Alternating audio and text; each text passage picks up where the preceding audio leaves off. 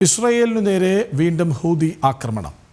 ഇസ്രായേലിനെതിരെ ballistic missile പ്രയോഗിച്ചതായി Israel പ്രതിരോധ സേന വ്യക്തമാക്കി.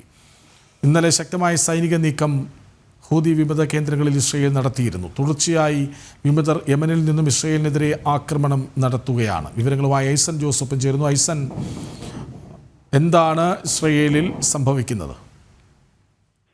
കൃഷ്ണ, തീർച്ചയായും സൂചിപ്പിച്ചതുപോലെ ഇന്നലെ ശക്തമായ ഒരു ആക്രമണം ഇസ്രായേൽ യമനിലെ ഹൂതി ശക്തി കേന്ദ്രങ്ങളിൽ നടത്തിയിരുന്നു. തുടർച്ചയായ ആക്രമണങ്ങൾ, അതായത് നിരവധി ദിവസങ്ങളായി അതിശക്തമായ ആക്രമണങ്ങൾ തുടരുകയും ഞായറാഴ്ച അതിശക്തമായ മിസൈൽ, അതായത് സൂപ്പർസോണിക് മിസൈലുകൾ പ്രയോഗിക്കുകയും ചെയ്തതിന്റെ പശ്ചാത്തലത്തിൽ കൂടിയാണ് ശക്തമായ ഒരു ആക്രമണം ഇസ്രായേലിന്റെ ഭാഗത്തു നിന്നുണ്ടായത്. വീണ്ടും ഒരു മിസൈൽ ആക്രമണമാണ് ഇപ്പോൾ നടന്നു എന്നാണ് ഇസ്രായേൽ പ്രതിരോധ സേന അറിയിക്കുന്നത്. ഇസ്രായേലിലേക്ക് എത്തുന്ന മിസൈലുകളെല്ലാം തന്നെ കൃത്യമായി പ്രതിരോധിക്കുന്നതിനും തടയുന്നതിനുമുള്ള സംവിധാനം നശിപ്പിക്കുന്നതിനുമുള്ള സംവിധാനം ഇസ്രായേലിനുണ്ട് എങ്കിൽ കൂടി അത് ഉണ്ടാക്കുന്നില്ല എങ്കിൽ കൂടി ഭീഷണി തുടരുകയാണ് എന്ന നിലപാടിൽ തന്നെയാണ് ഇസ്രായേൽ സേന ഉള്ളത്. അതുകൊണ്ട് തന്നെ ശക്തമായ തുടർ നടപടികൾ ഉണ്ടാകുമെന്ന ഒരു സൂചന തന്നെയാണ് ഇസ്രായേൽ പ്രതിരോധ സേനയുടെ ഭാഗത്ത് നിന്ന് ഉണ്ടായിരിക്കുന്നത്. കേവലം അറിയിപ്പ് മാത്രമായി ഈ സംഭവത്തെ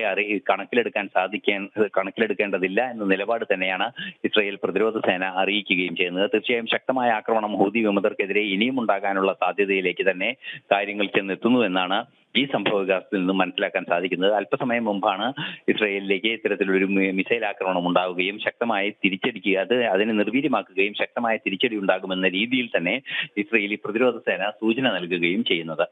കൃഷ്ണരാജ്, ശരി. ഇസ്രായേലിന് നേരെ വീണ്ടും ഹൂതി ആക്രമണം, ബാലിസ്റ്റിക് മിസൈൽ പ്രയോഗിച്ചുവെന്ന് ഇസ്രായേൽ തന്നെ വ്യക്തമാക്കുന്നു. വിവരങ്ങൾ നൽകുകയായിരുന്നു ഐസൻ ജോസ്.